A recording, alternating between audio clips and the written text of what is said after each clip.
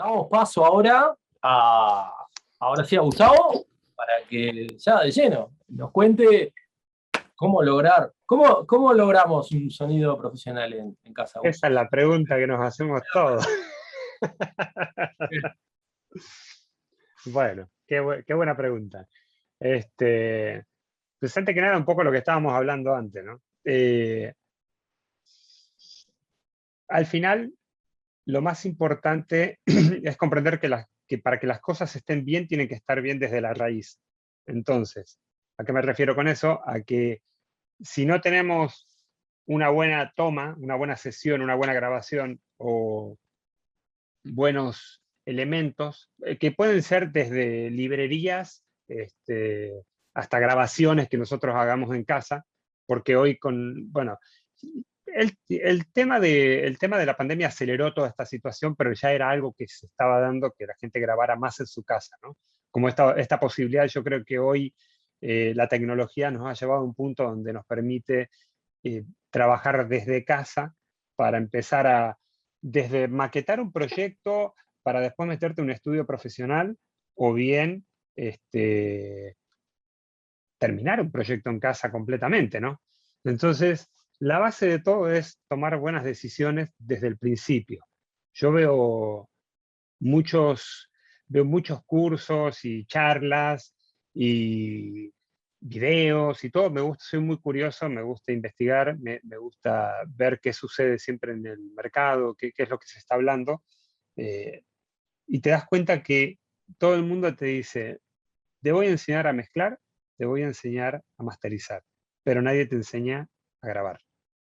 Y el punto crucial en una producción es las tomas que hagas, porque es lo que te va a permitir al final tomar buenas decisiones en una mezcla y no estar batallando con una situación complicada que después termina siendo más resolver problemas que estar trabajando en una mezcla. Justo hoy hablaba con una persona y me decía, sí, bueno, es que veo por ahí, no sé, un curso de X o lo que sea, ¿no? Y le digo, sí, digo, lo que pasa con esas situaciones es que cuando a vos te dan, si yo te doy una sesión de las que me mandan a mí súper bonitas, bien grabadas, y te digo, bueno, vamos a aprender mezcla, y mezclar sobre eso es fácil, porque todo viene bien de antemano, pero cuando vos empezás a grabar en tu casa, decís, ¿por qué no me salen las cosas? Por eso, no te salen justamente porque pues hay malas tomas, hay malas decisiones. Entonces es muy importante el hecho de desde un principio entender qué es lo que necesito para poder llegar a una buena producción, ¿no? Entonces, desde el principio es la grabación, tomar determinaciones para las grabaciones. Entonces, yo, mis consejos que voy a dar así en corto, y esto hago una pausa acá, eh, mi idea es que si ustedes me quieren parar en algún momento y preguntar, no hay ningún problema, al contrario, la idea es que hagamos una charla más práctica y no esperar hasta el final, porque nos vamos a volver locos, después me van a preguntar algo y decir, bueno, pero ¿cuándo fue la pregunta? Entonces es mejor decir, o voy frenando en cada tema y vamos haciendo preguntas. Entonces, voy a empezar por esta parte. Te dediques al estilo que te dediques, no importa, o sea, si te dedicas a hacer rock, pop, balada, trap, hip hop, lo que quieras. Al final siempre vas a terminar grabando, y grabando normalmente voces, por ejemplo. Vamos a ver con el tema de las voces. Entonces, lo que yo veo mucho que hay el tema de tomar malas decisiones a la hora de grabar una voz. Por ejemplo, tengo una interfaz chiquitita, ¿no? La que sea, la marca que sea, no importa. Entonces, cuando yo tengo esa interfaz, pues llego, pongo mi micrófono, mi cable, viene el cantante, que es, por supuesto, es un chavo que no trae la experiencia, un chico que no trae la experiencia. Perdón que use palabras mexicanas, pero 20 años viviendo acá me obligan a hablar así. Entonces, un chico que no tiene la experiencia, entras a grabar y a todos nos pasa, cuando apretas el botón de rec, pues la cabeza te empieza a dar vueltas, si lo tengo que hacer bien, no me tengo que equivocar, qué era lo que tenía que cantar, qué era lo que tenía que tocar. Entonces, todo eso te distrae de lo que tiene que ser en realidad, que es enfocarte a cantar. La otra cosa que te distrae es esto. O sea, yo lo he visto y lo he vivido en estudios, que cuando van a entrar a grabar, lo primero que hacen es se conectan y hacen un live para mostrar cómo graban. Y están grabando, entonces se quieren mostrar cómo están grabando. Y entonces, ¿tu cabeza dónde está? ¿En el live o en la grabación? Entonces, en realidad, hacemos un precalentamiento, hace tus tomitas, tirá ahí a las redes, hace tu show, a todo el mundo le gusta compartir, y terminaste y se apagó el teléfono y basta. Entonces, ese es uno de los puntos importantes que hay que tener en cuenta. El otro es, ¿dónde vas a grabar a la persona, ¿no? O sea, si el cuarto tiene rebote o no tiene rebote, hay que entender algo importante. Si vos estás grabando en un cuarto en tu casa y el lugar no está acondicionado, porque pasa eso, a veces nos ponemos en cualquier lado y no está acondicionado, pues hay que empezar a inventar cosas como para poder cerrar eso y permitir tener una mejor toma, porque al final el micrófono no solo capta la voz, sino lo que replica la voz en el cuarto.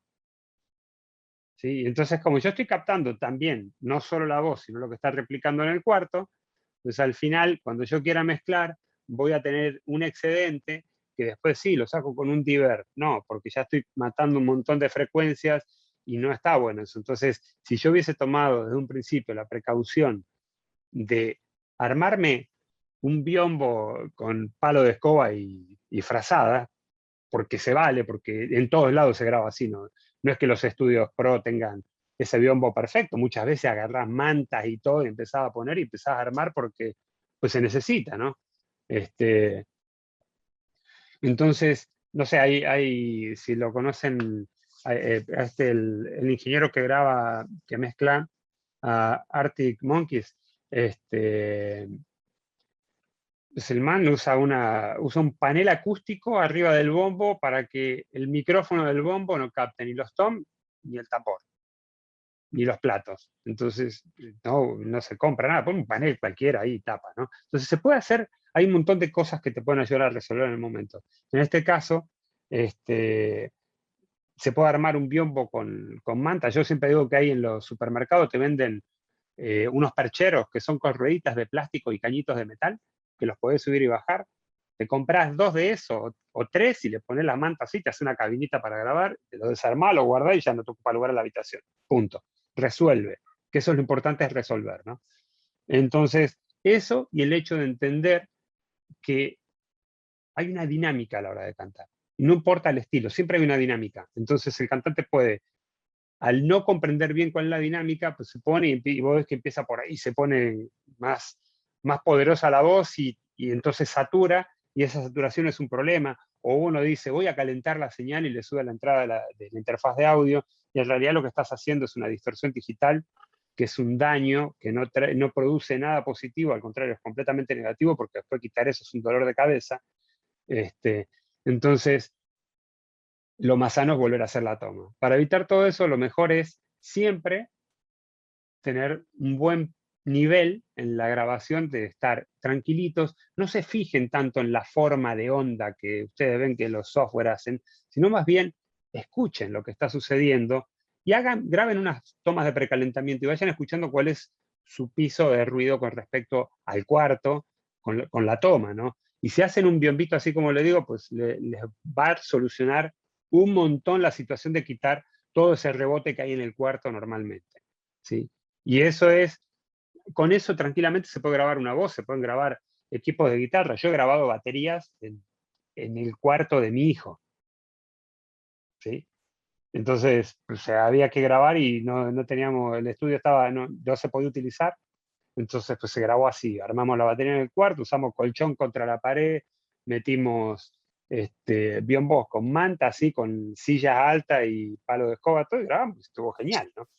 Entonces, que se puede, se puede. No es, hoy no hay limitantes, hay que jugar con la creatividad todo el tiempo. Pero se puede jugar con la creatividad cuando uno practica, que es la práctica lo que te lleva al aprendizaje. No existe una fórmula mágica, no existe un plugin mágico, no existe nada mágico. Uno tiene que hacer bajo el criterio las cosas para que funcionen. Y es saber escuchar, empezar a escuchar y darte cuenta cuando está bien, cuando está mal.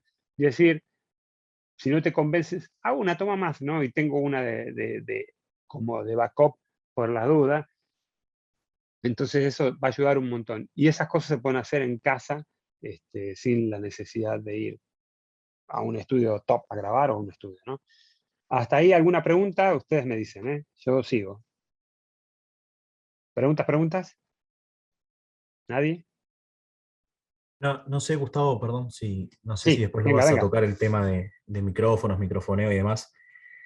Yo vengo Sí. mucho más de lo que es mundo de sonido en vivo y entonces Ujú. me queda bastante las dudas. Uno en el sonido en vivo lo que más quiere es mayor volumen y a veces no es el lugar, o sea, uno no coloca Ujú. el micro pensando en el lugar que va a tener mejor sonido, sino el de mayor volumen para evitar acoples y demás. Todo Eh, obvio. pero bueno, como en estudio cambia eso, saber si después vas a tirar algunos tips de microfoneo, posición para los micros y demás, o si Sí, no. total. Sí, sí, total, total, total. O sea, digo, una cosa es lo que sucede en vivo y otra cosa es lo que sucede en un estudio, ¿no? En un estudio normalmente tenemos un lugar mucho más controlado y en un en vivo vos te puedes encontrar a lo mejor un auditorio que suena genial o uno que es una caja de rebotes total, ¿no? Entonces, pues ahí empiezan las situaciones de cómo pongo el micrófono y todo. Digo, eso tiene mucho que ver con el lugar y el momento preciso. La situación de la microfonía es un tema muy importante. Yo siempre doy el ejemplo, este, en el caso para grabar en un estudio, y lo digo hasta para grabar voces, para el tema este justamente de lo que hablaba antes de cuando se graba y después llegan las señales saturadas, quemadas, ¿viste? Y es un dolor de cabeza porque a lo mejor es un pedacito, pero ese pedacito te arruina todo el criterio de la mezcla. Entonces, porque se escucha saturado, ¿entendés? Entonces yo no puedo tener una mezcla armada y tiene un punto donde está saturado porque se va a notar. Mientras más visible yo ponga la voz, más problema voy a tener. Entonces yo siempre, el ejemplo que les doy, le digo, imagínense que el micrófono es tu oído y el cantante te está cantando al oído. ¿A qué distancia te pondrías? Y esa es la posición que tenés que comprender de si me acerco o me alejo, porque o me aturde, que sería llegar a una saturación, o no. Pues en el caso de vivo es diferente porque no hay un cuarto controlado, digo, al menos que sea en un lugar abierto, que ya es mucho más cómodo, pero en un lugar cerrado, digo, hay auditorios que son para matarse la cantidad de rebote que tienen, ¿no? Entonces es un dolor de cabeza para ustedes, los ingenieros, en esa parte, ¿no? Porque pues hacer sonar eso es un show, que no haya realimentaciones y todo eso, ¿no? Sí, responde tu pregunta más o menos por ahí. Digo, hablamos más de posiciones después de cómo microfonear una batería y todo eso, pero yo siento que es un poquito más enfocado hacia cómo te puede llegar a servir en un estudio para el resultado de un estudio, ¿no? Perfecto. Sí.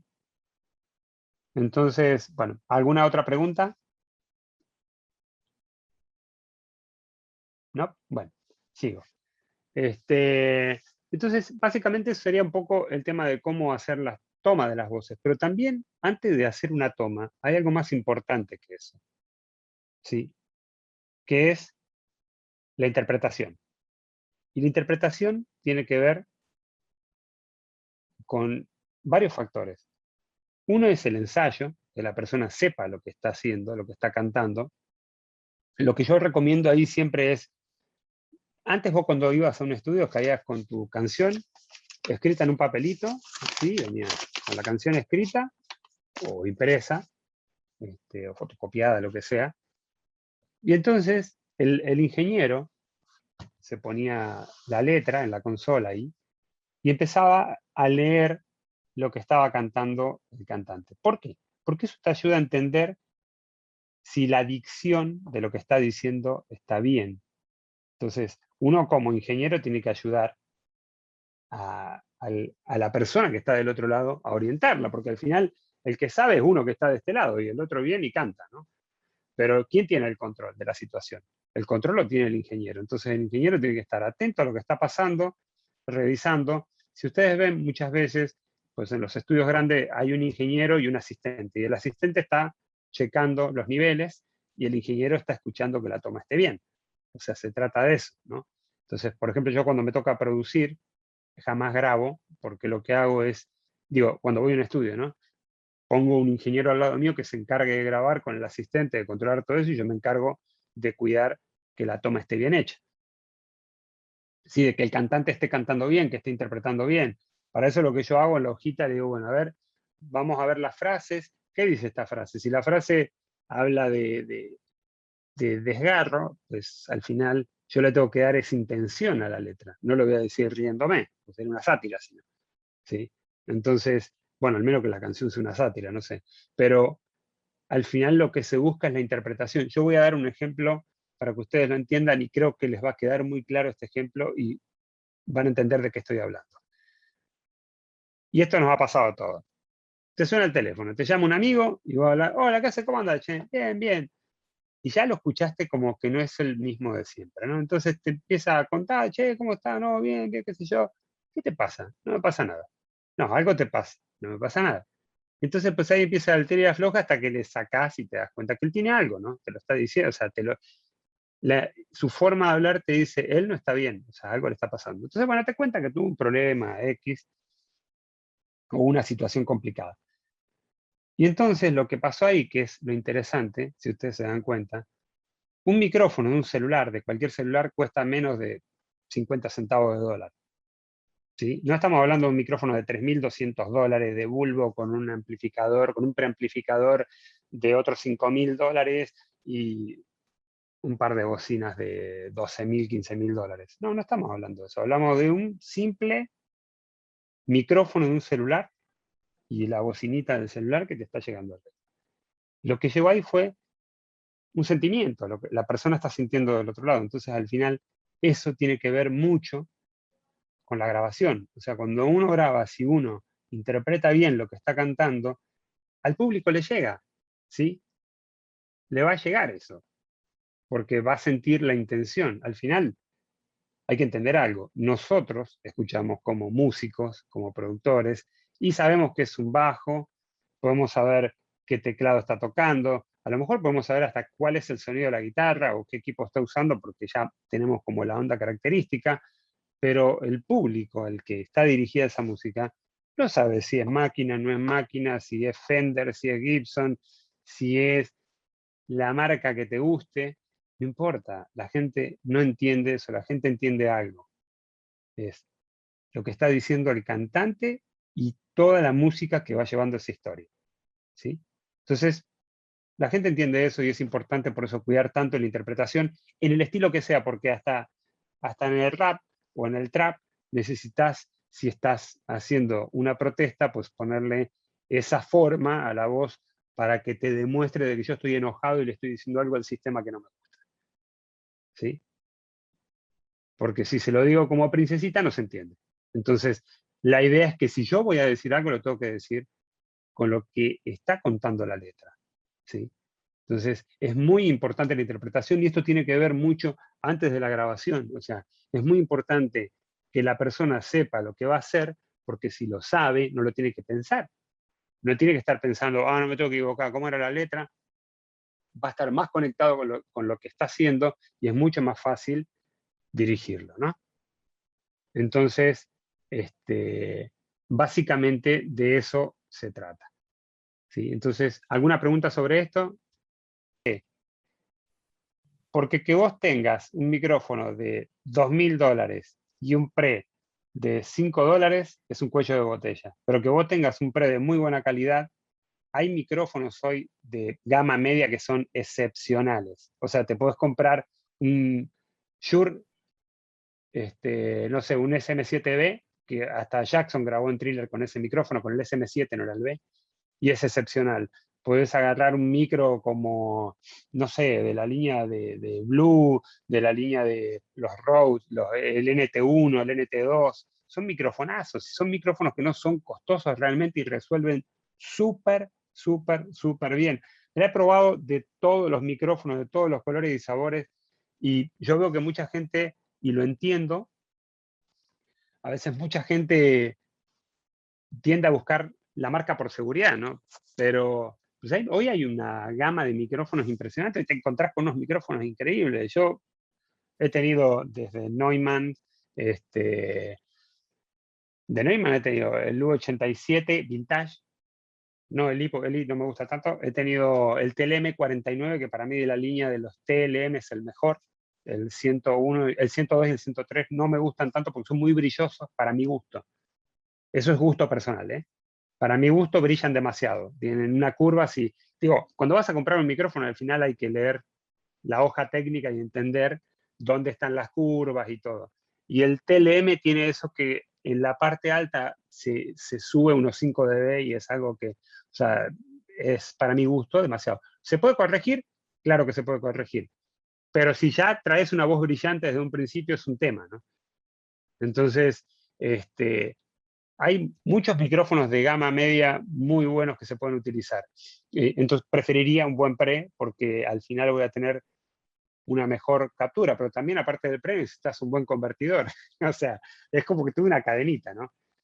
O sea, el convertidor AD, el que va a hacer la conversión de análogo a digital. Hay algo importante que hay que aprender a leer en las interfaces, ya que tocas el tema, que es un tema interesante, es entender, leer la información técnica. Eso te va a dar mucha claridad, ¿sí? Porque hay interfaces, ¿sí? Entonces, vos tenés, por ejemplo, el rango dinámico es algo muy importante, porque es lo que, imagínate que es el cuarto donde vas a grabar, ¿no? Entonces, si a mayor rango dinámico, vas a tener más espacio. A menor rango dinámico va a haber menos espacio, ¿sí? Después va a estar también la conversión de bits que hagas, ¿no? A mayor sample rate, pues vas a tener mejor también el rango dinámico y a menor sample rate bajará tu rango dinámico. Otra cosa importante es que esto no lo ven mucho, es el nivel de ruido de la interfaz, ¿sí? Esto es importantísimo porque es lo que te va a dar tu piso de grabación. Entonces, si la interfaz puede tener un muy buen rango dinámico, pero si es muy ruidosa, vas a tener un problema, ¿entendés? Y entonces, eso es otra cosa importante. Y la otra es leer cuando te dicen, por ejemplo, el THD, que te dice que lee de 20 a 20.000. Sí, está bien, pero ¿cuál es la caída en las puntas? Porque eso tampoco, uno dice, ¿y eso para qué? Bueno, eso te va a dar justamente en el nivel de ruido, las caídas en las puntas y el ruido que vas a tener, ¿no? Entonces hay que tener mucho cuidado con eso. Yo lo que recomiendo, hay una certificación que la da el AES, que se llama AES 17, esa certificación. Focusrite la utiliza, esa certificación. Todas las interfaces de Focusrite están certificadas por el AES 17 y hay otras marcas también que lo hacen, ¿sí? No es la única. En el caso de Focusrite sí están certificadas. Y lo que eso valida es que la información que vos leas sea real, ¿sí? Ojo, no te estoy diciendo que las otras compañías mientan. No es eso, ¿eh? Esto es importante también entender, porque yo puedo comprar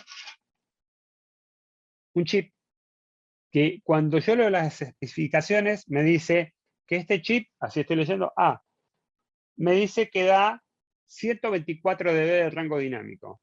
Entonces yo pongo en mis especificaciones 124 dB de rango dinámico. Pero ¿qué pasa? Cuando lo meto en mi circuitería, cambia el comportamiento de ese chip y ya te da menos 12 dB. Entonces ya está dando 110. Y yo me voy con la idea de que me da 124, 122, ¿no?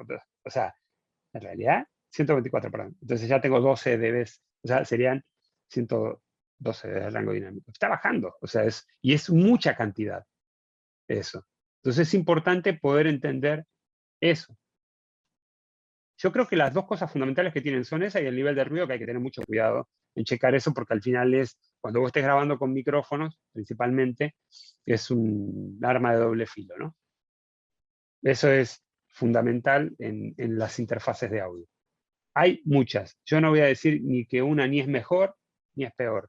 Ustedes tienen que leer eso, tienen que entender y tienen que también entender hasta dónde uno invierte. Yo la recomendación que puedo dar para la compra de una interfaz de audio es esta. Si vas a estar en tu casa solo, grabando algunas cositas, no te compres una interfaz de 8 entradas. Porque, no, por si alguna vez grabo batería. Pero bueno, por si alguna vez grabo batería significa, hay que pensar en esto, para grabar batería necesitas los stands para los micrófonos, los cables, el snake. O sea, es una inversión muy grande. Por si grabo batería, va a estar complicado porque aparte hasta necesitas un cuarto preparado para poder grabar una batería, porque si no, imagínate que un tambor imprime 120 dB, 127 dB en un golpe, pues sería eso, se replica por todo lado en el cuarto, entonces los micrófonos los tomarían. Entonces no está como que tan fácil el por si grabo batería. Mi recomendación es, esa cantidad de dinero pónganse en una interfaz de 2 entradas y ya. ¿Sí? Lo que pasa con la mayoría de las interfaces de una entrada, esto lo comento porque es importante, porque después he visto que escriben y ponen, uy, pero ¿cómo hago para separar la bocina del auricular? Y normalmente las interfaces de una entrada, como la Solo, o como hay una de Audi, creo que es, que es chiquitita, una cajita, también le pasa lo mismo, es que están pensadas para viaje, entonces están pensadas para que vos te la lleves en tu backpack y después la saques ahí, la enchufes y te pones los auriculares o llega a la casa y le enchufas los monitores. Entonces lo que le pasa a esa interfaz es que trae un solo control y si enchufas los auriculares también suenan las bocinas, entonces tenés que apagar las bocinas y todo eso, ¿no? Entonces lo mejor es comenzar a partir de una interfaz de 2 entradas que normalmente tienen controlado eso, ¿no? Entonces traen volúmenes individuales para auricular y para monitoreo. ¿Sí? Entonces, eso es, en el tema de las interfaces es muy importante entender eso porque va a ayudar mucho a la hora de que tu producto, tu producción, tu producto musical tenga una mejor calidad, ¿sí? Eso también es importante, como el hecho de las bocinas en el cuarto. Sí, porque ese es otro tema importante. Hay que entender con las bocinas que las bocinas son, o sea, son una pieza fundamental a la hora de trabajar, porque es lo que van a escuchar tus oídos. Pero hay que entender también de que el cuarto es una extensión de la bocina. Porque un par de bocinas en un cuarto, vos tenés las bocinas en tu habitación y vos la ponés y escuchás música y te la llevas al living de la casa y ya suenan diferentes. Y son las mismas bocinas, pero suenan diferentes. Entonces, ¿qué pasa? ¿Cómo reacciona el cuarto ante las bocinas? Entonces, eso es importante entenderlo porque hay frecuencias que se cancelan, problemas de fase, frecuencias estacionarias que sube la señal o se baja. Entonces hay que tener mucho, mucho cuidado. O acercar, por ejemplo, demasiado la bocina hacia la pared y tenés pues, una mayor generación de frecuencias bajas. Entonces, sí, está genial, qué bien que se escucha, cómo patea, pero después me voy al coche o lo escucho en lo de un amigo y se escucha chiquitito, porque en realidad no estaba escuchando bien. Entonces, es muy importante entender, digo, cuando se prepara un cuarto, por ejemplo, para, no sé, este cuarto, ¿no? Que está acustizado, pues yo lo calibré para unas bocinas. Cambié las bocinas y lo tuve que recalibrar para las bocinas que llegaron nuevas, porque ya no era el mismo cuarto. Porque son unas bocinas diferentes, antes tenía unas de 2 vías, ahora tengo unas de 3 vías, con un formato diferente, tienen mayor definición, tienen más SPL, entonces tuve que cambiar toda la configuración del cuarto para que el cuarto estuviera preparado a desempeñarse para esta bocina, ¿no? ¿Sí? ¿Se entiende ahí? Sí. Yo me voy por las ramas y después no sé cómo bajarme del árbol, siempre me pasa lo mismo, perdón. Bueno, yo te quería preguntar una opinión tuya respecto a microfonía. Sí. Estamos capaz que volviendo un pasito hacia atrás en el hilo de la conversación, pero quería preguntarte, bueno, viste que hace ya un tiempo toda esta movida de algunos fabricantes en desarrollar clones de micrófonos clásicos, vintage, con un sonido muy característico. ¿Qué pensás de eso? ¿Te gustan los clones? ¿Los usás? ¿Lo ves como una alternativa viable al original, digamos, que en muchos casos se puede comprar, pero en otros casos quizá no? ¿Qué onda con los clones de micro? Total, mira, tocaste un punto crucial, que tiene que ver no solo con los micrófonos, sino con el hardware y con los plugins. ¿Sí? El tema de los clones, porque hoy es un clásico, o sea, decir, abro un Pultec en mi DAW y entonces ahora tengo un Pultec. No, pero viene el otro y te dice, ese Pultec no suena Pultec. El que suena Pultec es el de tal marca, ¿no? Y ahí empiezan las luchas de quién suena Pultec o quién no suena Pultec, o quién suena como suena, quién como no suena. En realidad, los clones son maravillosos. Yo los adoro. Me parecen una cosa genial y me parecen muchas veces una gran herramienta. Te voy a contar un caso. Yo tuve un micrófono, un KM185 de Neumann Vintage, muy viejo, pero en esa época no había celulares. ¿Entendés? Entonces, te acercabas un teléfono, empezaba, claro, no tenía el aislamiento porque no estaba pensado para eso. ¿Sí? Entonces, es un tema que es muy importante. El otro tema es que hay algo que entender, y esto que les quede grabado, o sea, ningún clon suena a su par original si lo querés comparar y no estás en el momento que se hizo. ¿Por qué? Porque ningún Pultec suena igual. Por eso, si ustedes se acuerdan, antes se compraban los equipos pareados. Se compraban con el mismo número de serie, lo más cercano posible, porque venían de la misma tanda de fabricación y los componentes más o menos sonaban iguales. Y había que muchas veces recalibrarlos para que cuando vos le decías, en un punto, acá suena así, pero en este no sonaba en ese punto, tenías que moverte un poquitito más. Entonces, es imposible que te digan que un clon no suena a algo. Hay que ver contra qué fue hecho. Quizás es muy próximo a lo que se había hecho, pero la otra cosa es que una cosa es un plugin que imagínate que cuando lo abrís es como sacarlo de la caja, todos los días cada vez que abrís el plugin es como sacarlo nuevo de la caja, y la otra cosa es un hardware que se va desgastando los componentes y todo, y va tomando un carácter completamente diferente. Por eso me encanta, por ejemplo, Plugin Alliance. Ellos desarrollaron, digamos, que una patente que tienen que se llama TMT, que lo que hacen es, por ejemplo, una consola, se emplean 82 canales punto a punto, y entonces vos podés ir cambiando los canales y todos suenan armónicamente diferente. Muy sutil, pero suena armónicamente diferente. Entonces, eso está genial, ¿no? Y en el caso de los micrófonos pasa exactamente lo mismo. Hay micrófonos que son geniales, que suenan súper bien. Es más, yo usaba un micro, grabé, no sé si conocen a Marcos Witt, el cantante cristiano. Bueno, él es un tipo que es súper recontra reconocido, llena estadios y todo. Vinieron a grabar un día a mi estudio, y entonces me dice, ¿tenés Neumann? Y yo le digo, sí, pero ¿y qué? Bueno, ¿me lo pusiste? No, no lo tenía Neumann en ese momento, pues ya lo había vendido. Pero tenía un micrófono que se llama Stellar SM6, que vale en Estados Unidos, no sé, yo lo había comprado en ese momento como en $400, creo que está como en $600, una cosa así. Es de bulbo, 9 patrones, está genial.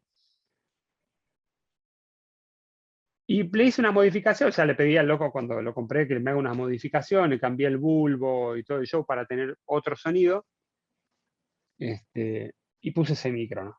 Entonces, es como un U47 FET, una cosa así, un clon. Y me dice el productor de Marcos, me dice, ¿y qué micrófono es? Digo, es un Stellar. Me mira con una cara como diciendo, ¿de dónde sacaste eso? Sí, digo, ya lo vas a probar, está hecho a mano. Y entonces le digo, mira, si no te gusta, te lo cambio. Yo sabía que le iba a gustar, porque lo conocía muy bien el micrófono, ¿no? Y cuando empezó a grabar, se dio vuelta y me miró y me dice, ¿cómo me dijiste que se llamaba? Y ya después le conté la historia y lo que me había costado, me dijo, no puede ser. Le digo, sí. Le digo, sí puede ser. Pasa que muchas veces se paga el royalty de una marca, ¿no? Entonces, perdón si me voy contra alguna marca, no se enojen conmigo, pero no es que me vaya, sino es que en realidad con los años te vas dando cuenta y vas diciendo, pues todo resuelve. Para mí, yo soy de la idea de que con lo que hay, se hace. O sea, podés tener todo esto que está acá, que es genial, o podés no tenerlo, porque yo cuando viajo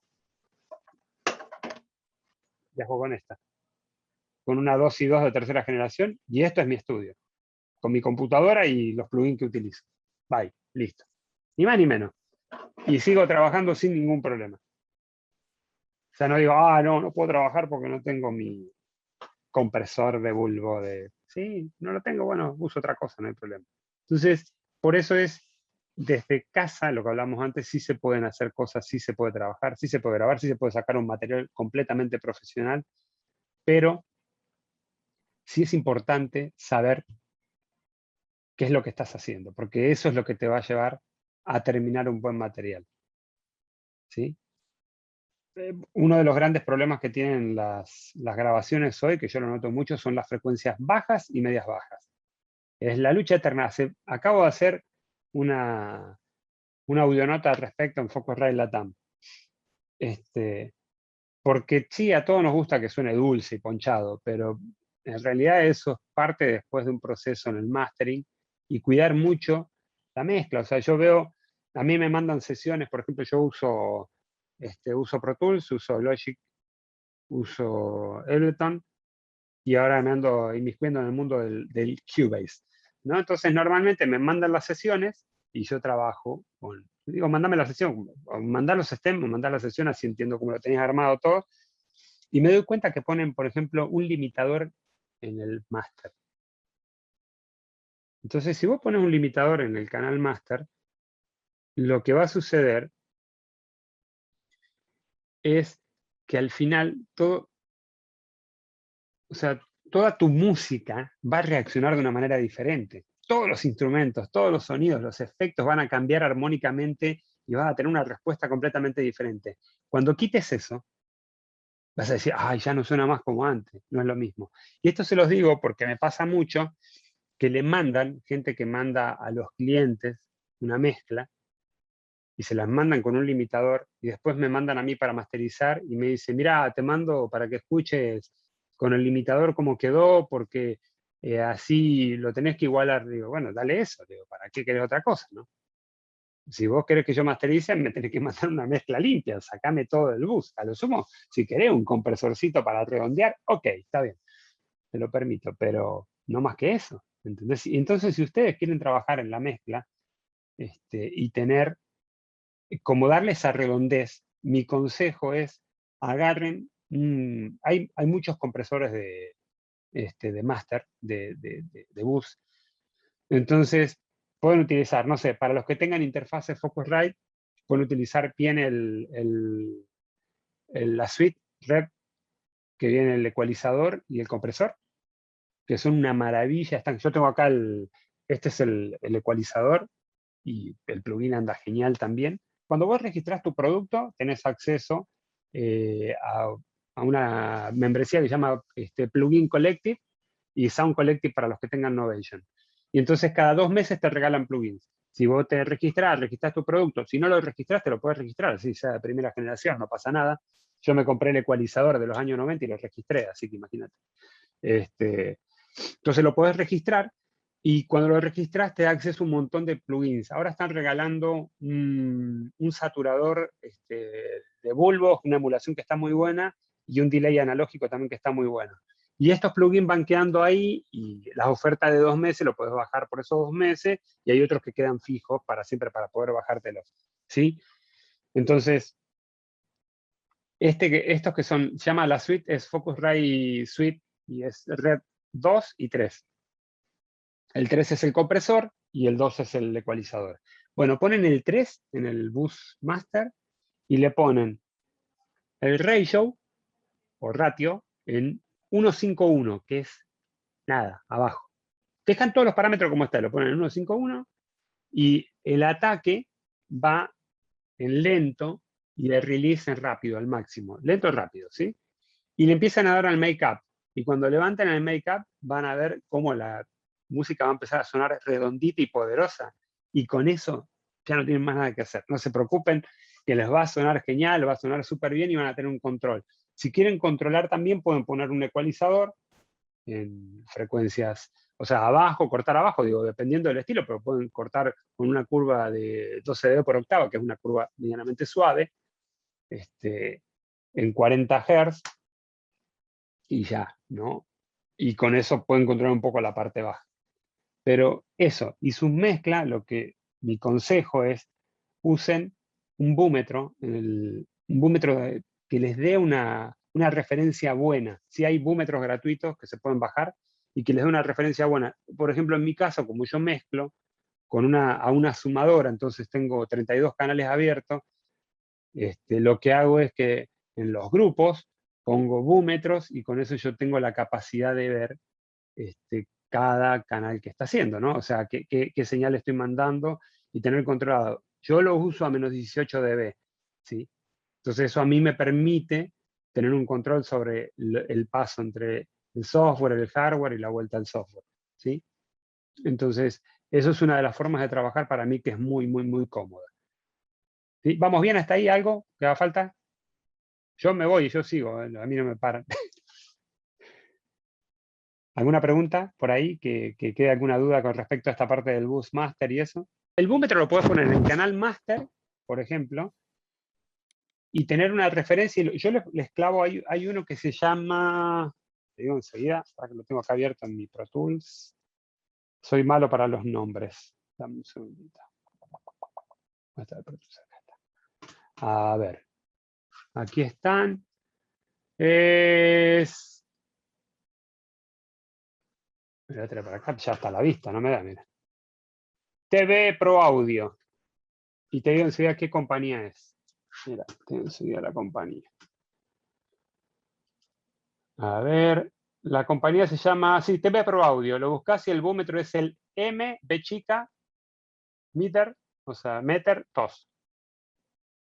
Mira, si quieren les comparto rápidamente. A ver, un segundito. Si puedo compartir pantalla, les voy a compartir la de los búmetros, que sería desktop 2. Acá está. Te vas a ver vos ahí en el desktop.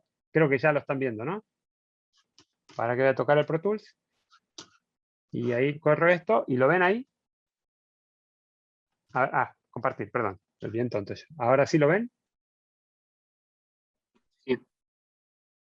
¿Ven? Ahí están. Esos son mis búmetros. Si yo pongo, bueno, mute, play, ven ahí que están trabajando los búmetros. Entonces yo puedo ver qué está pasando en cada instancia y entender qué es lo que está sucediendo, ¿sí? Y controlar cada grupo. Esos son grupos. El primero de acá es el grupo de baterías que todavía no arranca. Este es el grupo de guitarras, grupo de teclados, efectos, y acá está el bajo. ¿Ve? Ahí tengo unos piquitos. Pero ahí ya entró la batería, todo, entonces estoy controlando todo. Al final, lo que yo hago es eso, es el poder tener un control general de todo. Como no uso un bus master como tal, porque tengo, son 32 salidas en total por hardware, y después yo vuelvo a grabar a la computadora, entonces mi forma de controlar es esa, porque por ahí no tengo el control de lo que está pasando, y sí me gusta ver las agujitas y entender qué está pasando. Ese es gratuito y funciona muy, muy bien. A mí me ha dado mucho resultado. Entonces, pues es una buena manera de tener control, ¿no? La otra cosa es, canal por canal, verifiquen, o sea, escuchen y limpien. Eso es otra cosa importante para lograr la mezcla limpia, es el hecho de, eso también me pasa mucho, que me mandan los stems o las pistas de cada track y vienen, o sea, está bien, a lo mejor, como dice, lo va a mezclar otro, que se haga cargo el otro, ¿no? Pero no se hace el trabajo de limpieza. Y es muy importante checar en las partes que no toca la guitarra, por ejemplo, que no toca el bajo, que no toca algo, limpiar, quitar eso, porque por ahí hay ruido de ambiente, o el cantante, que en la parte donde canta, pues está eso, pero después se mueve, los pies en el piso, o sea, todas esas cosas, parece que no, pero está ocupando un espacio en el rango dinámico, porque el micrófono al final está captando, los micrófonos llegan hasta 20 Hz, entonces pues está captando toda esa sensación, y aunque ustedes no lo crean, sí está ocupando un espacio en la parte de rango dinámico.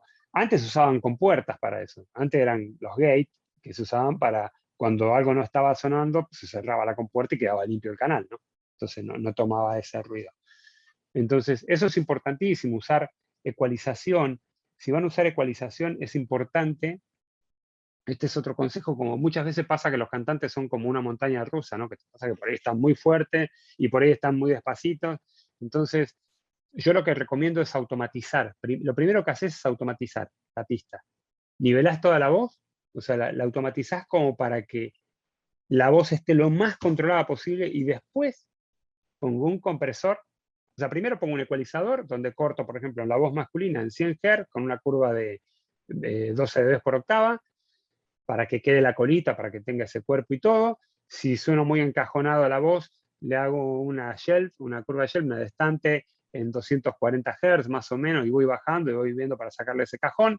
Bueno, y controlaré todo eso. Después pongo el primer compresor, suelo usar un 1176 el de Plugin Alliance, que yo, el Purple, que viene el 77, y ese es algo importante, ese compresor tiene algo importante. Toda la línea de los 1176 funcionan al revés, ¿sí? En todos los aspectos funcionan al revés. O sea, el ataque cuando está en 1 está lento, cuando está en 7 está rápido. El release pasa exactamente lo mismo, y a diferencia del resto de los compresores, donde vos llevas tu threshold hacia la señal, acá vos tenés que llevar la señal hacia el threshold. Entonces 4 es un nivel, y vos le darás tu entrada para llegar a que empiece a comprimir. 8, 12, y a 24 creo que el último, le tenés que dar más galleta de entrada para que pueda actuar el compresor. Y tu output va a ser tu control de salida, ¿no? Entonces puede ser que tengas mucha entrada por menor salida, o trabajás juntos, ¿no? Por eso traen por ahí algunos un link. Eso uso primero para capturar picos, y después pongo un segundo compresor un poco más lento, tipo puede ser un LA2, que está muy pensado para esa onda, o un LA3, porque el 1176 es muy rápido, lo que tiene es que es un compresor súper rápido, entonces para atrapar picos es genial. Y redondeo la señal con ese último compresor, que puede ser el LA2A, lo que te da es como, tiene más cuerpo, es como que tiene una cosa que desde el momento que lo pones, ya se siente un poquito más gordita la voz. Entonces te da eso, y ya después te vas a dar cuenta que la voz camina solita sobre la mezcla, y no necesitas ponerle mucho, pues yo veo por ahí me mandan y la tira de insertos es atómica, o sea, así, ¿no? Y al final suelo ponerle, después del último compresor, otra vez un ecualizador. Porque ahora ya tengo la señal controlada y vuelvo a redondear para darle ya el colorcito, y suelo usar un tipo Pultec, una cosa así, que como es más musical, te permite darle el cuerpo a la voz y el brillo sin, pues, básicamente sin que sea tan agresivo ni nada, ¿no? Entonces hago eso. Después, en efectos, por ejemplo, en las voces, me gusta usar diferentes reverberaciones y usar ecualizaciones con las reverberaciones, porque lo que hago es, por ejemplo, si me gustaría una voz que tenga una cola, ¿no? Que haga la cola, pero quiero tener la parte de arriba que suene como más seca, pero que suene con cuerpo. Entonces pones una reverb corta arriba, y con un ecualizador quitas la parte baja de la reverb corta, y después pones una reverb más larga, una plate, por ejemplo, y la pones un poco más larga con cola, y cortas la parte alta, entonces las S, las T, las P no tiene esa colita, va a sonar más seco, más corto, pero abajo vas a poder extender esa parte, ¿no?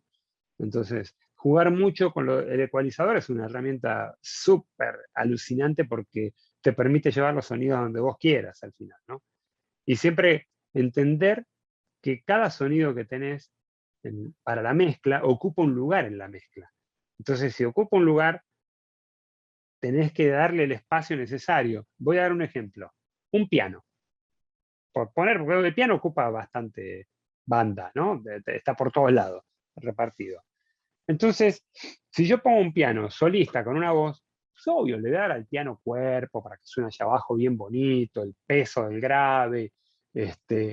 Voy a cuidar, a lo mejor, a mí me gusta mucho jugar con poner una curva de Gelb y bajar la parte media alta y alta, opacarlo un poco para que le des espacio a la voz y darle más brillo a la voz, y que quede como un piano, más en las canciones más íntimas, te queda como un Bösendorf así, como más cerrado, más apagadito, y te permite que la voz brille sobre eso, ¿no? Se convierte como en un pad del piano. Pero si vos lo tenés en una canción pop, donde está picando todo el tiempo, lo que vas a hacer es quitar parte de abajo, o sea, limpiar un poco, dejar la fundamental donde se va a escuchar el piano, y darle un poquito de brillo también, ¿sí? Y el resto vas a apaciguar un poco, harás curvas invertidas, una curva de campana a lo mejor bajando un poco, y dándole espacio al resto, a las guitarras, no sé, por ejemplo, en un estribillo, donde hay a lo mejor dos guitarras, una rítmica, una eléctrica, y un piano, y el bajo, y un Hammond. Entonces, pues se suman un montón de cosas, y hay que hacer espacio para que todos se escuchen, y los paneos para ponerlos hacia cada lado, ¿no? Entonces, es por eso el ecualizador es algo, y el compresor son dos herramientas importantes, porque el ecualizador te sirve, primero, para recortar y dejar en el punto donde querés ponerlo, el compresor te lo va a redondear y le va a dar la presencia, y después puedes volver a usar si querés un ecualizador para terminar de contornear el sonido ya comprimido. ¿Sí? Eso. ¿Más? Yo sigo, si no me dice. Sí. Tengo acá algunas preguntas en el chat. Por ejemplo, Venga. pregunta, hola Gustavo. A ver, para que se acaba de mover el chat. Buenas, Gustavo, ¿qué opinás de poner reverb a la salida del estéreo?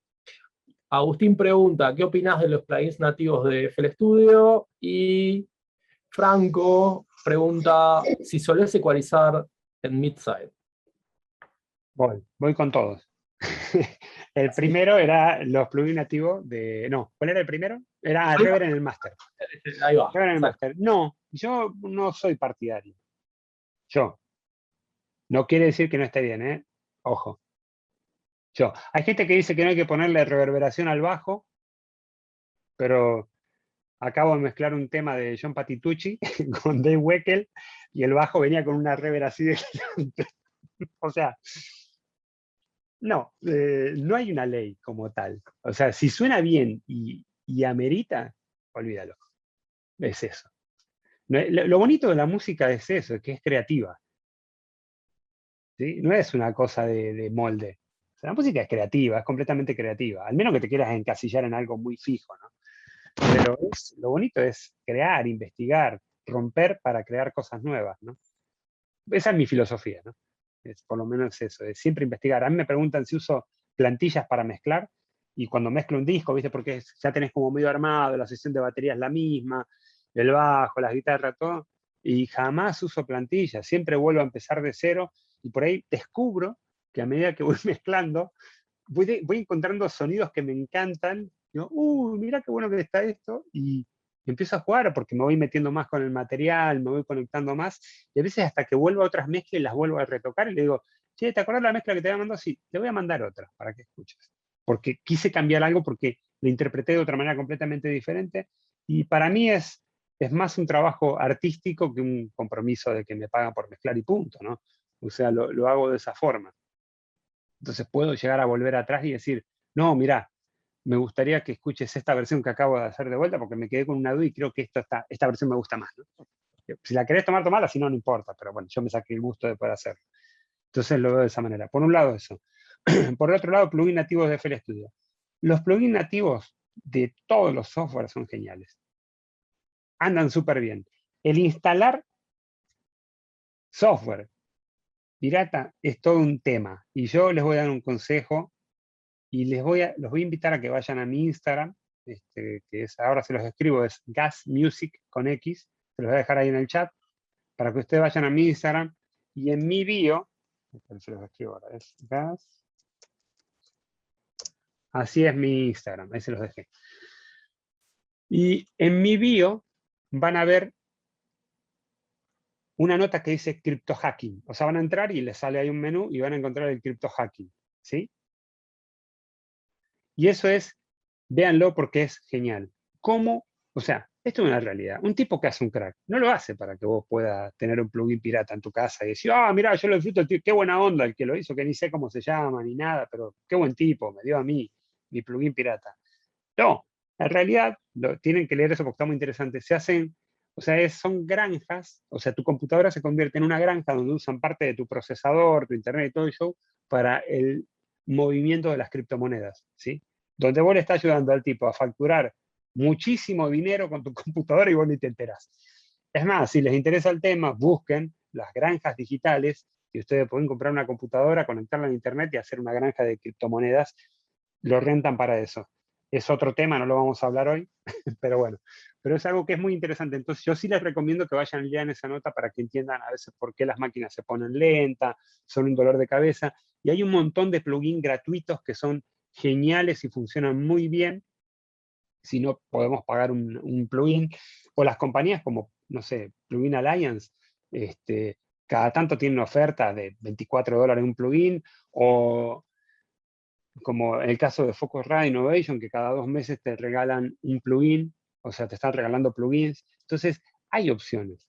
Las compañías, si ustedes van a visitar todas las compañías buenas, se van a la parte de plugins gratuitos y tienen unos plugins buenísimos porque son un plugin de entrada para que vos te convenzas de que tenés que comprarle a ellos. ¿Sí? No te van a poner un plugin malo, te van a poner un plugin súper bueno porque es parte del show de darte ese dulce para que vos te convenzas de que tenés que ir ahí. Yo en mi caso, rento. A mí me encanta, yo uso uso mucho la opción de renta, de rento Plugin Alliance, Eventide, Kush Audio, los de SSL y algunos más por ahí, algunos los tengo, bueno, soft, los de Soundtoy los tengo comprados, bueno, tengo así varios, si no los rento los compro, pero al final, por ejemplo, Slate también lo tengo rentado. Lo que tienen de bueno la renta también es que vos mañana no vas a trabajar en un proyecto y lo apagás. Y no pagás. Y dentro de 2 meses lo prendés y lo usas. Te vas de vacaciones o, no sé, te tocó un mes de mucho trabajo o no lo podés pagar, lo apagás y listo. Y ya está. O sea, la idea es que al final podés usar tus plugins. Digo, Logic trae unos plugins buenísimos, Pro Tools trae unos plugins buenísimos, todos traen plugins buenos. O sea, Cubase trae unos plugins geniales también. O sea, Ableton también trae unos plugins geniales. A veces uno porque yo siempre digo que el gran truco de los plugins son los diseñadores gráficos que hacen una pantalla buenísima, unos frentes buenísimos de los plugins que te cree que está usando un Pultec a lo mejor, ¿no? Pero pues es diseño gráfico. Pero no, se pueden bajar cosas completamente gratis, son geniales. O sea, están muy bien para trabajar. Eso respondía a la de los plugins. Y me falta una, que es la última. Tengo que me voy por las ramas y después no sé cómo bajarme del árbol. ¿Sueles ecualizar en mid-side? Sí, sí, también. A veces, bueno, si lo requiero en mastering, porque quiero resaltar algo de algún lado, pero sí lo uso mucho el mid-side en los grupos. Por ejemplo, en grupos a lo mejor en un grupo de batería a veces lo utilizo, sí lo uso mucho en grupos de guitarra y de teclados. Bien. Ahí Bueno, salgo de una red. Sí. sí, hay un par de preguntas más. Sí, venga, venga, venga. Te tire. Bueno, no, Braulio pregunta, ¿eso de rentar plugins es con Splice? Y si recomendás algún libro, pregunta Israel, o material que nos pueda ser útil para seguir estudiando. Mira, lo mejor para estudiar es clavarte y grabar y hacer pruebas. Para mí es lo mejor. Lo que me ha pasado en muchos libros que he leído es que no están apuntados a esto que está sucediendo hoy, sino están apuntados a estudios. Entonces, a estudios con ecualizadores de $4.000, $5.000 y cosas así, o compresores costosos, ¿no? Entonces, me ha pasado eso. Por eso no soy muy fan de por ahí clavarme con los libros, sino más bien de la práctica. Yo siento que es la práctica la que te enseña. ¿Sí? Yo todo lo que, por ejemplo, en Focusrite Latam, que siempre estamos compartiendo, yo estoy compartiendo tips, que son las audionotas, pues son todas cosas que aprendí en el estudio, que me clavé. Digo, ustedes ya están estudiando una carrera y creo que es la base para empezar a construir lo que sigue, ¿no? Lo importante es hacer muchas horas de vuelo, o sea, sentarse a mezclar una canción, escucharla con el criterio, no en el momento, dejarla, descansar y volver a escucharla y decir, ¿qué cambiaría en esto? ¿Qué está bien o qué está mal? Darle la mezcla a los amigos y preguntarle y aceptar la crítica, ¿no? Es obvio que te va a pasar mucho que siempre que se la deja a alguien que está en el palo te va a decir, yo le haría, porque es la típica, porque todos le haríamos algo a las canciones siempre. Pero compartir, digo, yo cualquier cosa, si quieren checar algún material, algo, me avisan, me escriben por Instagram, me dicen, a mí me mandan canciones todo el tiempo, yo las escucho y le doy mi opinión como simple mortal, ¿no? Porque tampoco yo soy el dueño de la verdad, o sea, yo les puedo decir, miren, yo siento esto, pero a lo mejor estoy equivocado. Entonces, si aporta, genial. Si no, bueno, genial también, no me lo digan, no, mentira. Si no, está bien, digo, ustedes toman la decisión que quieran. Hay gente que por ahí se ofende cuando le decís, mirá, yo siento que esto tiene esta situación, y que eso suena así. No, está bien, bueno, digo, yo siento eso, ¿no? Entonces, creo que es importante que practiquen mucho. La práctica es todo, es absolutamente todo. Y entiendan esto, cuando uno está empezando son escenarios complicados, son escenarios difíciles, no son los escenarios que viven los ingenieros ya de alto calibre. Esa gente graba ya con gente muy profesional y sus desafíos son otros, no es que no tengan desafíos, tienen otros desafíos completamente diferentes, pero el desafío más fuerte está cuando comenzamos, porque es donde más perdido estamos, porque es cuando estamos más inundados de dudas que de respuestas, ¿no? Porque creemos que estamos haciendo las cosas bien y vos sabes que te gusta como y decís, ¿pero estará bien? Entonces siempre la duda te va a estar jugando en contra. Pero bueno, así se desarrolla la herramienta fundamental que es para llevarte a ser una persona exitosa, que es el criterio. Cuando vos tenés criterio para todo lo que hagas, eso es lo que te va a llevar a marcar la diferencia con otros de tu par, ¿no? O sea, es el criterio como mezcles, el criterio como grabes, el criterio de cómo trates a la persona cuando estás trabajando, ¿sí? Tiene mucho que ver eso. Esto es, chicos, siempre lo digo, 90% psicología, 10% ingeniería. La ingeniería nosotros la sabemos hacer de bolsillo, está fácil, pero la parte psicológica es la más difícil, entender al músico, saber cómo llevarlo, meterlo en el mood para que él esté viajando, esa es la parte más complicada de todas. Nosotros somos psicólogos, en cierta forma. Tenemos que adaptarnos a todos y saber cómo lidiar con una banda que se están mirando feo, que se están peleando o están todos jodiendo acá adentro y allá está grabando el tipo y está nervioso y le tiembla la mano y no puede grabar y esto matándose la risa y lo único que hacen es distraer al otro. Entonces tenés que tener la delicadeza de poder decirle, chicos, pueden salir y hablar con el otro y decirle, a ver, vení, ¿qué es lo que te pasa? No, tal cosa, mira, bueno, vamos a hacerlo por parte. Uno tiene que acompañar. Uno tiene una labor grandísima. Es todo un arte esto, ¿sí? Eh, bueno, no quiero ser pero lo voy a hacer, el aguafiestas. No sé, pero bueno, voy a hacer el aguafiestas porque bueno, estamos ya prácticamente en la hora de cierre, así que tenemos tiempo para dos o tres preguntitas más y bueno, ya cerramos. Estoy acá revisando el chat. Como nos adaptamos a vivir en casa, yo a la noche trabajo con auriculares. O sea, uso unos Adam SP5 que me encantan.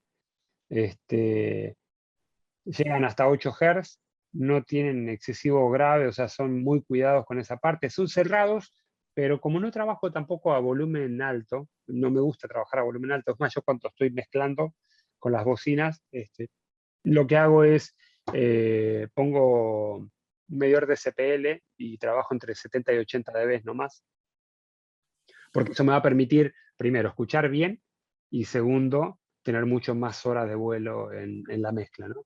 Y con auriculares igual, trabajo a un volumen tranquilo, bajo, y voy escuchando. Al final, digo, al principio a uno le gusta escuchar fuerte, pero con los años te vas dando cuenta de que si escuchas suave, puedes interpretar mejor las dinámicas y todo, ¿no? Y de vez en cuando darle, sí, volumen está bueno también, pero sí cuidar eso. Entonces, hay muchos auriculares. Yo creo que en una habitación donde no hay un control acústico bueno, son una buena opción, porque una cosa es lo que explicaba antes, lo que replica la bocina en el cuarto, y la otra es cuando vos te pones unos auriculares, que ya no hay esa réplica, entonces hay una diferencia de escucha, ¿no? Entonces son como un test. Yo puedo trabajar con mis auriculares a un volumen muy decente, 2 horas, 3 horas, 4 horas. Siempre descanso igual, no es que las trabajo de corrido, sino que, o sea, mezclo un poco cuando me doy cuenta que me atoro, que estoy siempre en el mismo punto y estoy como jugando con lo mismo y ya es más de la historia, pues corto un poco y a lo mejor me meto un rato a ver, no sé, Instagram, respondo preguntas que me hacen por ahí, o voy y me preparo un mate que lo tengo acá abajo, que todavía no lo subí, y me tomo unos mates o juego con mi hijo un toque y vuelvo y me los vuelvo a poner y sigo trabajando, ¿no? Yo creo que el límite sería bueno como unos 45 minutos, descansar 15 y volver a darle. ¿sí? O escuchar música a veces para tener una referencia de si estás bien parado en donde querés ir, también te ayuda mucho. Escuchar, bueno, con los auriculares, escuchar mucha música es bueno porque te ayuda también a entenderlos. Por ejemplo, yo tengo estos JBL, al principio me costó entenderlos porque estoy acostumbrado a un tipo de escucha que me gusta mucho a mí. O sea, a mí me gusta mucho el driver o el Twitter de Ribón, ¿no? De cinta.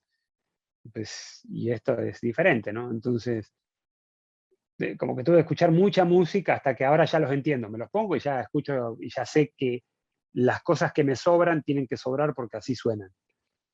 O las que me faltan, ¿no? Entonces, es como que ya aprendí eso. Entonces, pues, los auriculares vas a poder trabajar todo lo que quieras mientras que no uses un volumen excesivo. Y el oído, si se daña, no se recupera. Entonces es importante cuidarse los oídos.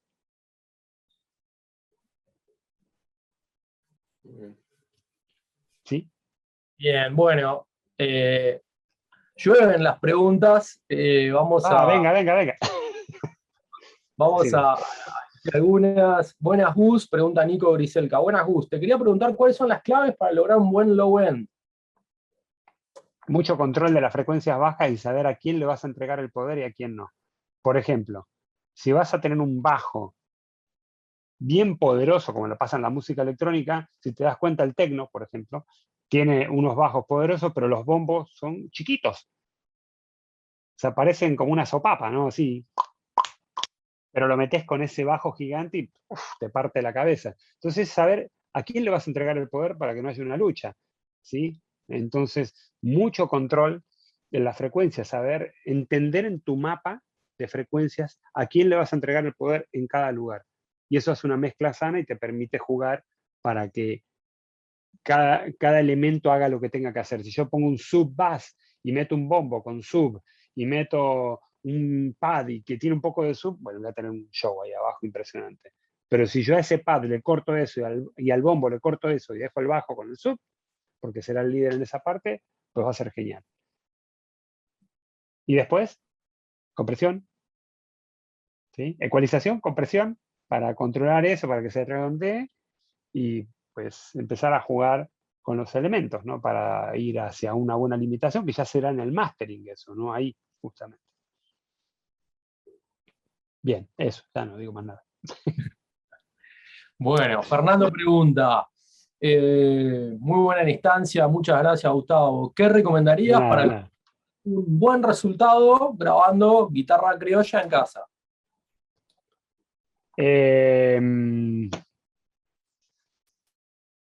Acustizar el lugar con biombos, así, y poner el micrófono hacia el traste 12, como siempre, sagrado. Si tenés alguien que toque la guitarra, y yo mi consejo para que entienda cómo funciona, si tenés alguien que toque la guitarra y agachate y empezás con el oído a moverte por todo el traste y te vas a dar cuenta dónde está el punto dulce de la guitarra. Es en el traste 12, ya lo sabemos, pero bueno, es una búsqueda. Si te gusta un poco más la parte aguda, virás el micrófono un poquito hacia la parte del mango. Si te gusta un poquito más del cuerpo, virás el micrófono un poquitito hacia la caja. That's it. Bien. Bueno, otra, mi querido Gus, como siempre, muchas gracias y aprendiendo mucho. Esta pregunta es más techie. ¿Cuál recomendás que es el sample rate y bit depth más apropiado hoy? Sample rate para trabajar, bueno, yo mínimo a 48.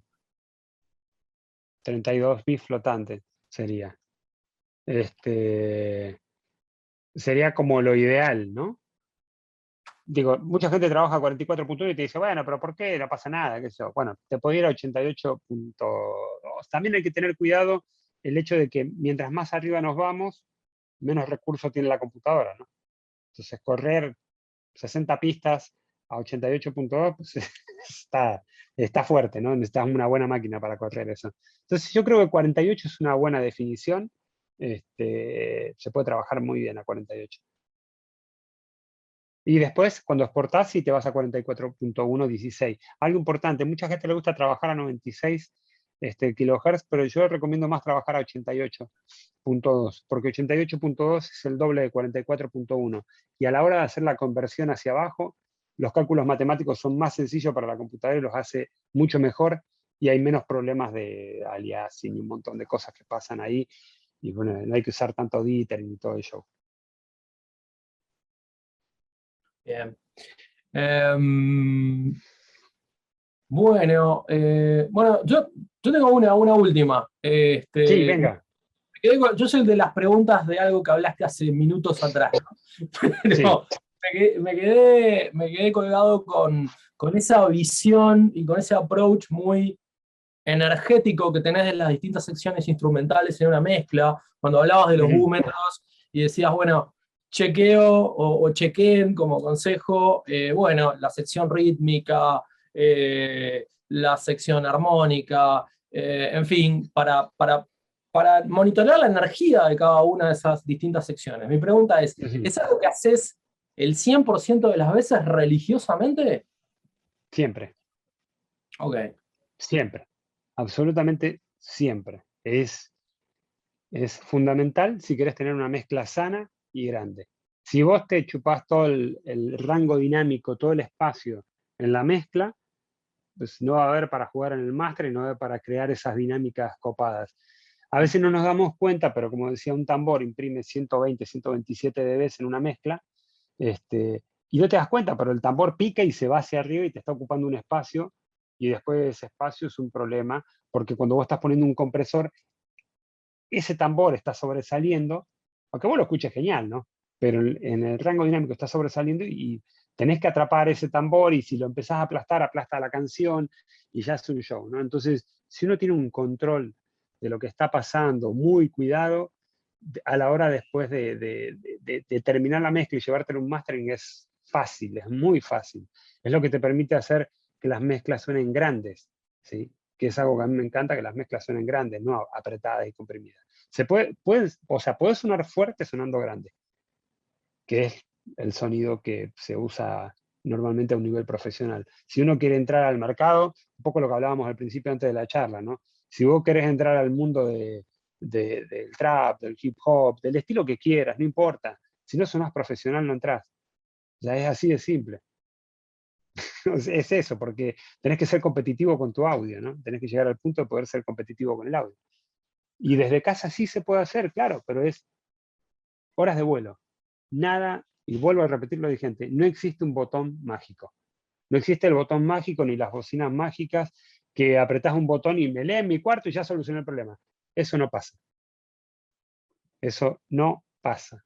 Entonces entiéndanlo de que no hay magia al respecto. Todo es horas de vuelo y trabajo y dedicación a cada cosa para que dé lo mejor. Bueno, tremenda masterclass, tremenda charla, Gus. Yo creo que Gracias, hasta muchas nos gracias. puede quedar, no sé, horas, pero bueno, todo tiene un final.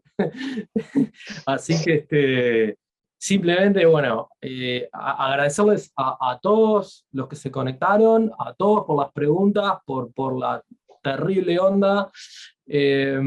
Gracias a vos, Gus, monumental masterclass. Gracias también a Daniel. Y bueno, por ahí preguntaban, ¿esta charla va a estar disponible grabada a partir de mañana? Sí, va a estar disponible, después se las hacemos llegar.